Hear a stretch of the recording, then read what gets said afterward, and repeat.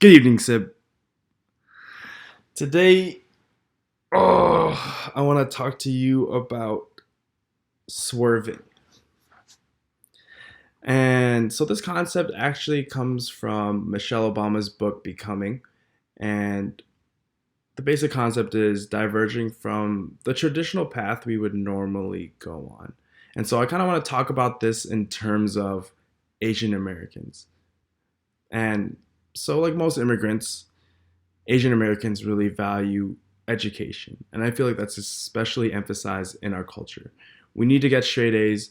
We need to get a good job. We need to get into a good college.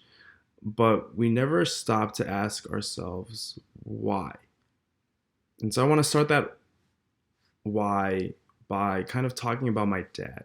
So my dad came to America in the 70s or the 80s, starting out as a dishwasher, working for $2.30 an hour. He just proposed to my mom while she was still living in the Philippines, and they wanted to come here and start a family, but he wanted to make sure we were financially secure before he brought her over. And he struggled for a while, but eventually he was able to make ends meet. So fast forward today, he's working as an engineer at Children's Memorial Hospital, and he's able to supply for my family and give me an education. And so I feel like he really achieved the dream he set himself out to accomplish. He went from a dishwasher into an engineer, and I feel like that's really what most immigrants want. My parents came to America to bring me a better life and to give my family a better life.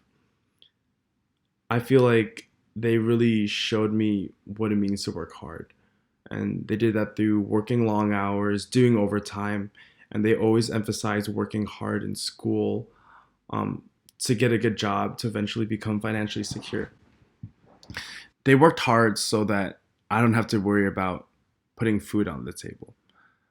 But I want to take a step back and talk about this concept of swerving. And I'm going to start this by stating the obvious.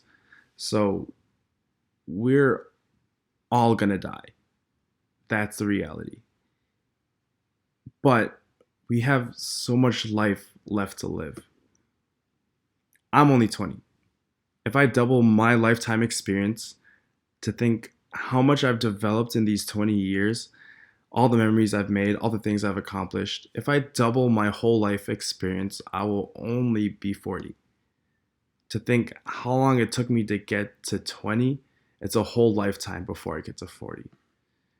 This past fall semester, I really came to terms with my relationship with time. During the month of October, I was at Granger till 3 a.m. every day.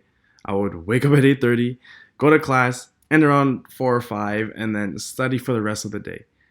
And this would pretty much happen Monday through Thursday, and I would be lucky to pretty much end by 3 a.m.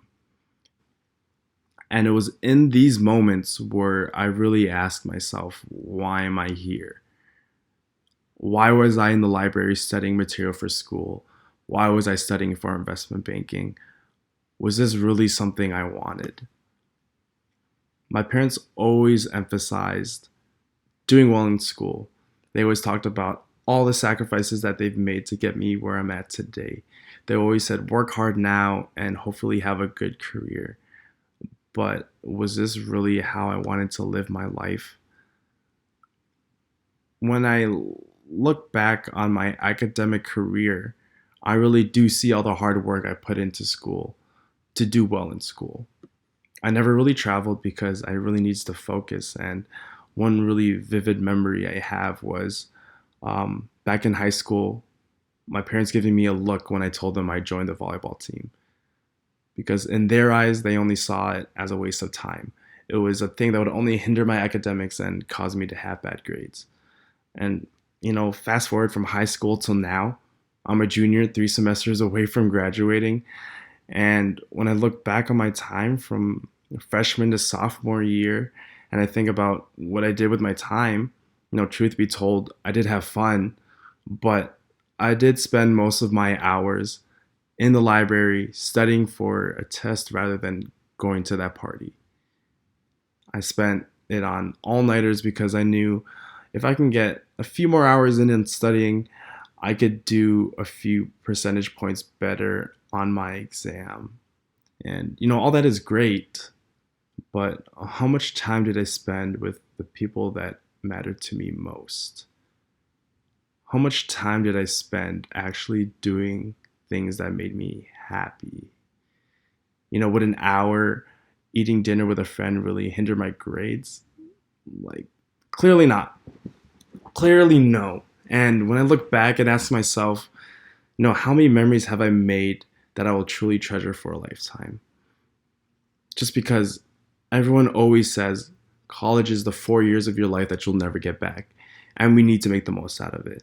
And I understand that we come to college to receive an education, but the important memories we take away aren't made in the library. They're made when you're out and about with the people you care about most. I think that at an early age, our parents really instilled the idea that we achieve success when we find that stable job, get married, have kids, and once we accomplish all these things, we'll be happy. But I don't think that there's a lot of us that kind of stop to think if that's really what we want and if that's really true. I understand that our parents worked so hard because they didn't want us to have the same worries as they did. They want us to have that 9 to 5 job that pays like $100,000 so that we don't have to worry about money. They want us to become the doctors, lawyers, engineers, nurses, because they know that these jobs, with these jobs comes stable income where money doesn't have to be an issue. But as 2019 closes and 2020 opens up a new decade, I want to really challenge this idea of success that's really been ingrained in our heads. And I want to challenge it by saying this: do what makes you happy, even if it doesn't make you money. This is my goal for 2020.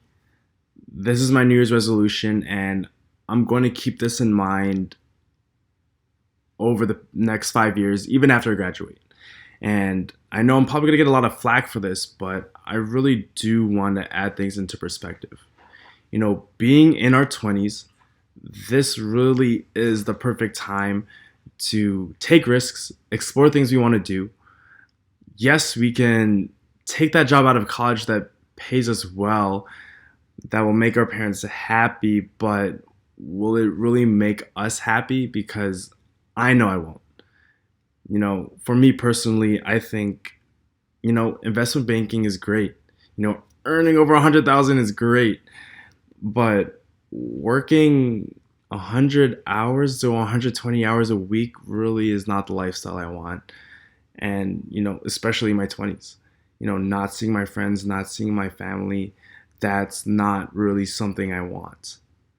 We were both raised with this idea that we need to get that high paying job out of college to be successful, but none of that really matters if we're not happy. Being in our 20s means we can try things out, fail, and still have our whole life ahead of us. You told me if money wasn't an issue, you would pursue acting, musical theater, maybe become a teacher or even an author. And I say, take that job acting, become a teacher, write what you want. Sure, you may be making $20,000 to $30,000 a year, but you're doing what you love. You said you love helping others, and that's truly what matters. I know you're studying for the LSAT. I know you want to become a lawyer, but really ask yourself, truly ask yourself, is this really what I want?